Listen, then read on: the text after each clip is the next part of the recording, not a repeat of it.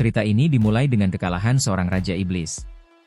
Siapa sangka, Raja Iblis yang kini terpuruk ini adalah sosok yang sangat membanggakan kekuatannya, Black Flames. Namun, kekuatan andalannya itu ternyata tidak mampu membunuh para pahlawan yang datang menyerangnya. Bahkan, pedang sang pahlawan, yang dijuluki Sword God of the Heroes, mampu dengan mudah menembus sisik dan jantungnya. Dia pun bertanya-tanya, kenapa? Untuk memahami alasannya, kita harus melihat ke masa lalu. MC adalah iblis yang sangat ambisius dan berdedikasi. Sejak awal, dia merasa berada di dunia yang berbeda dari makhluk lainnya. Dia adalah seorang siswa jenius yang masuk ke Akademi Militer Demon King sebagai murid teratas dan lulus dengan predikat cum laude. Kesuksesannya berakar pada kepatuhannya yang buta pada kitab suci kaum iblis, Demon King Standards. Sebuah teori yang didirikan oleh Kaisar Iblis pertama. Dia meneliti teori ini lebih rajin dari siapapun dan mengikutinya dengan taat.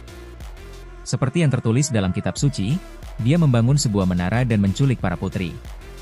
Tujuannya bukan untuk segera membunuh, melainkan untuk mengembangkan para pahlawan yang datang menyelamatkan para putri. Bagi MC, amarah dan kesedihan para pahlawan adalah hidangan terlezat. Membunuh mereka terlalu dini justru akan menjadi masalah. Dengan mengikuti Demon King Standards lebih baik dari siapapun, dia yakin dapat menaklukkan dunia.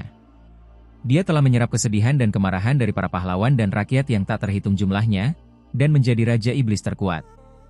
Tapi, jika dia sudah melakukan semuanya dengan benar, mengapa pada akhirnya dia yang jatuh? Bagaimana? Kenapa? Jawabannya datang dari sang pahlawan. Pahlawan itu menjelaskan bahwa semua iblis raja selalu mengatakan hal yang sama dan melakukan pola yang sama. Mereka selalu menculik putri paling terkenal dan meninggalkan petunjuk.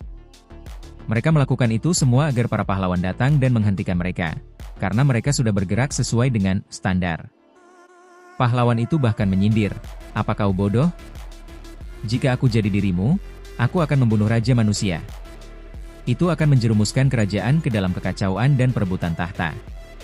Akibatnya, amarah manusia tidak akan terarah pada iblis raja, dan iblis raja tidak akan bisa tumbuh. Tindakan itu justru melawan standar yang selama ini dia agung-agungkan. Pahlawan itu melanjutkan, tidak hanya itu. Jika kami tidak datang ke menara, kau akan mengirim banyak monster ke penduduk dan melatih kami dari kejauhan. Aku sungguh sangat berterima kasih.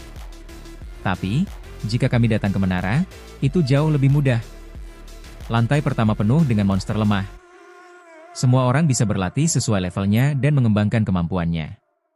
Di saat-saat terakhirnya, MC dikelilingi para pahlawan yang menyeringai. Tower ini, tempat berburu yang sempurna. Kalau bosan, kami tinggal bunuh kamu. Makasih ya, Demon King. Kau yang terbaik. Mereka tertawa, bersorak, berterima kasih. MC pun sadar, selama ini dia dimanfaatkan. Standar yang dia junjung tinggi ternyata hanya ladang peternakan bagi para pahlawan. Mereka tumbuh besar dengan susah payahnya, lalu menyembelihnya saat panen tiba. Standar itu salah. Dia menyesal. Andai saja diberi kesempatan kedua, dia tidak akan mengikuti aturan bodoh itu lagi. Dia akan memberi mereka orcs, bukan monster lemah. Dia akan membuat mereka menderita. Lalu, sesaat setelah kematian MC, tubuhnya meledak dan membantai semua pahlawan yang ada. Tiba-tiba, dia membuka mata. Suara ribut terdengar. Berjedias. Cepat maju. Namanya. Itu namanya. Dia melihat sekeliling. Akademi. Hari kelulusan.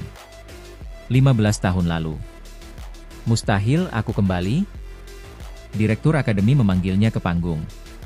Sebagai murid cum laude, dia diminta membacakan sumpah, Demon King Standard. Aturan suci yang harus diikuti setiap Raja Iblis. Dia sudah hafal di luar kepala. Pernah melihatnya ratusan kali. Tapi sekarang, baginya ini adalah sampah yang membawanya pada kematian. MC yang dulu akan membacanya dengan bangga. Tapi kini, apa aku harus bersumpah?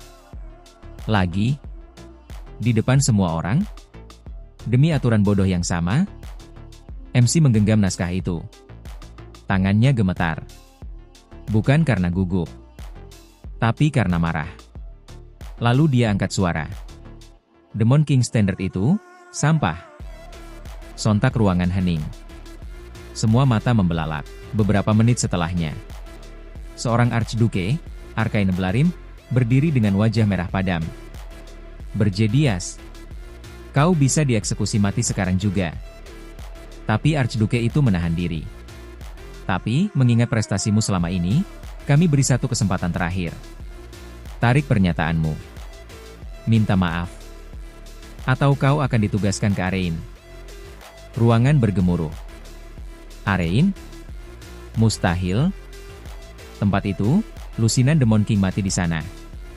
Berjedias terdiam. Arein. Dimensi maut.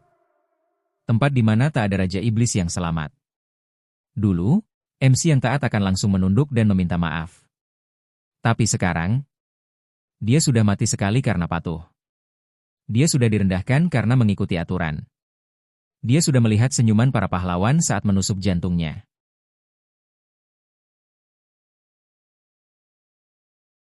Arein, katamu? Senyum tipis mengembang di wajahnya. Bawa aku ke sana.